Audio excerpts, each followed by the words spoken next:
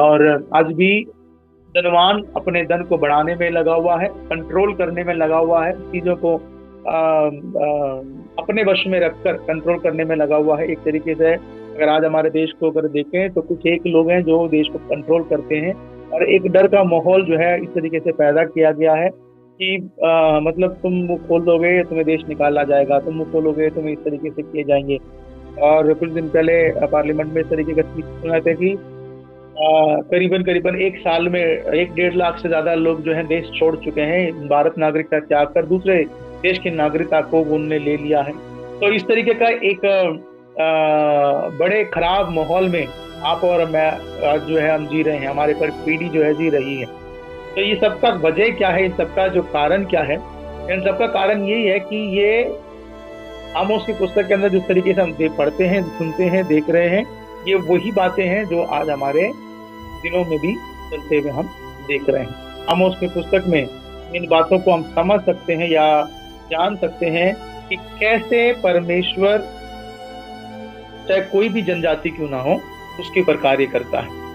Right, अगर Bible हमारे हाथ में है तो ये हमारे लिए और हमारी संस्कृति के लिए, हमारे देश के लिए भी, हमारे मुल्क के लिए भी ये लागू होता है। तो ये हमारी जिम्मेदारी है कि हम ऐसे के लिए प्रार्थना करें, ऐसे करप्टेड लोगों के लिए प्रार्थना करें। तो मेरा एक सवाल था, हम कल परसों हम बात कर रहे थे तो हम एक ऐसी बातों को सुन रहे थे, क्या 2014 से पहले कभी सताव नहीं हुआ है? क्या भारत आजाद होने से पहले कभी ये जो धर्मांतरण का जो कानून है क्या तब नहीं था? क्या है ना, क्या अन्य जो आप जिसकी फेवर आप करते हैं क्या उनकी राज्य में आपके ऊपर दबाव नहीं बना? क्या सभी समय में रहा। पर फर्क इतना ही है कि आज हम अपने हिम्मत को जुटाने की बहुत जरूरत है हमें।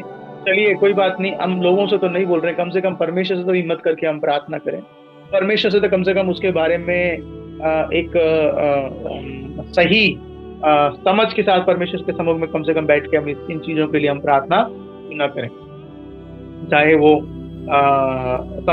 देश की इकोनॉमी को तोड़ने वाली बातें हों या किसी भी प्रकार के अन्याय, खास करके सोशल जस्टिस जो इनजस्टिस जो हो रहे हैं, सोशल इनजस्टिस जो हो रहे हैं, सामूहिक तौर पे जो अन्याय जो हो रहा है, खास करके प्रशासन के अंदर, खास करके पॉलिटिक्स सरकार के अंदर, खास करके न्यायालय में, खास करके जो चुनाव आयोग के अंदर, खास करके जो जहाँ पर लॉ एंड ऑर्डर है ना, और देश के जो सीमा जो में काम सेवा करते हैं उनके बीच में, और इन सब के बाद अगर हम छोड़कर अगर हम देखें धर्म के अंदर भी, अन्य धर्म के अंदर का, खास करके हिंदू धर्म में, मुस्लिम धर्म में इस तरीके की चीजें हो रही है, फिर उनमें क्या प्रॉब्लम है? तो सारे धर्म एक ही चीज को फॉलो कर, एक सारे धर्म पे एक कॉमन चीज है, क्या है? डिवोशन, मेडिटेशन, है ना, एक भक्ति की जिंदगी जीने का है। पर ये धर्म क्या कर रहे हैं? उग्रवादी को तैयार कर रहा है। मुस्लिम क्या कर रहा है? टेररिस्ट को तैयार कर रहे हैं। हिंदू क्या कर रहे हैं? ऐसे कट्टरपंथी लोगों को तैयार कर रहे हैं। तो इस तरीके की चीजों को मसीह लोग भी, हम की कम भी नहीं, हम भी कम नहीं, कहीं ना कहीं गफलेबाजी करते हैं, कहीं ना कहीं फंड का इस्तेमाल करते हैं, गलत तरीके से इस्तेमाल होते हैं। एक बार बराक ओबामा ने कहा था जब वो शासन में आ गया था, तो बोला कि भाई जितने पैसा अमेरिका से इंडिया में तुम्हें हमने मिशन के नाम में जो दिया है उस हिसाब से देखा जाए तो पूरा भारत मसीह हो जाना चाहिए, पर ऐसा तो है नहीं है, इतना पैसा खा चुके हैं। कहीं ना कहीं भ्रष्टता है, कहीं ना कहीं मसीहत में भी देखिए कितने सारे झूठे भविष्यवक्ता खड़े हुए हैं, कितने सारे लोग जो सच्चाई से लोगों को खींच के अलग तरीके से ले जा रहे हैं। ये सारे हमारी जिम्मेदारी है कि हम उनकी इन चीजों के लिए प्रार्थना करना या हमें इन चीजों के ऊपर विलाप करना बहुत जरूरी है। आमोस की तरह, आमोस प्रभु के लोग जो है आज के जो हालात है, उन दिनों में जो हालात था वही को, उसी को आज हमें भी आमोस की पुस्तक से एक आईने की तरह देखने को मिलता है। अगर हम अपने ही सेवकाई को ले लेते हैं, अपने ही मसीह लोगों को अगर हम ले लेते हैं, जब उनके पास थोड़ा पैसा आ जाता है, पहले शुरू में क्या हो जाता है, परमेश्वर के बड़े भक्ति है, थोड़ी सी पैसा आ जाता है, क्या करते हैं, सब कुछ उस पर डिपेंड हो जाता है, परमेश्वर से कम, और उनकी चीजों पर डिपेंड हो जाता है, उनके विश्वास के ऊपर डिपेंड हो जाता है, उनके मिशन पर डिपेंड हो जाते हैं, प्रभु पे कम डिपेंड हो, वचन को खरे प्रचार करना छोड़ देते हैं। उनके बच्चों को पहले जो दूसरे बच्चों को जरा शक्ति से सिखाते थे, उनको कभी कभी तो जब अनुशासन में नहीं होते तो कलीसिया से निकाल देते थे, बट आज क्या उनके बच्चे खुद अनुशासन में नहीं है? क्या उनके बच्चे कुछ सेवकाई में आते हैं क्या? नहीं। ये सब हमारी जिम्मेदारी है।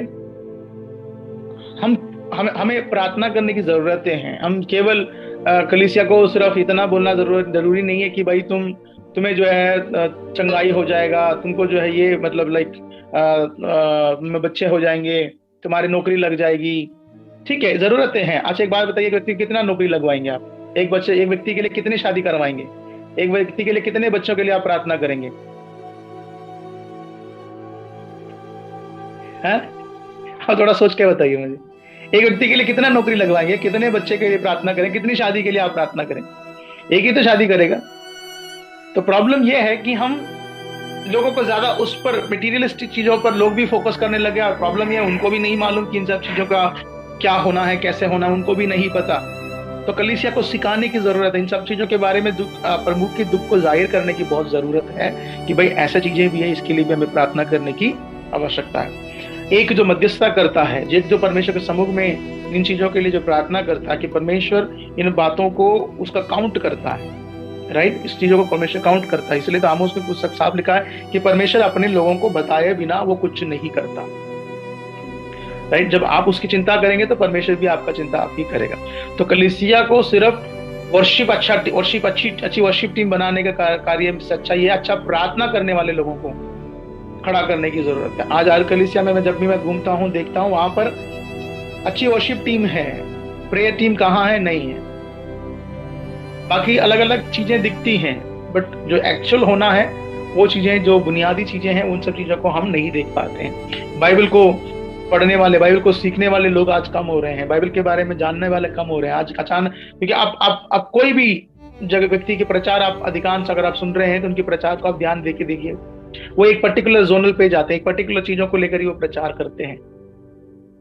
पर मेरा कहने का है कि आपको बाइबल से, आपको खुद बाइबल को पढ़ने के लिए लोगों को आप प्रोत्साहन करिए, खास करके इन पुस्तकों को पढ़ने का प्रोत्साहन करिए।